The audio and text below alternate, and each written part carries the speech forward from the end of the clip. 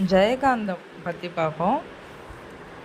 கருத்தாழமும் வாசக சுவைப்பும் கலந்து இலக்கியங்கள் படைத்தவர் ஜெயகாந்தன். சமகால கருத்துகளையும் நிகழ்வுகளையும் சமகால மொழியில் சமகால உணர்வில் தந்தவர் அவர். சிறுகதை, புதினம், திரைப்படம், முன்னுரை, பேட்டி என எதை தொட்டாலும் தனி முத்திரை பதித்தவர். இலக்கியத்திற்கான பெரும் விருதுகளை வென்றவர். மனிதம் தோய்ந்த எழுத்தாளுமை மிக்கவர் ஜெயகாந்தன்.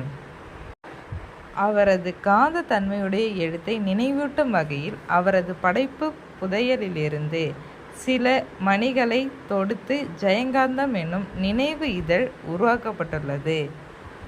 உள்ளே எதற்காக எழுதுகிறேன் ஜெயகாந்தன்.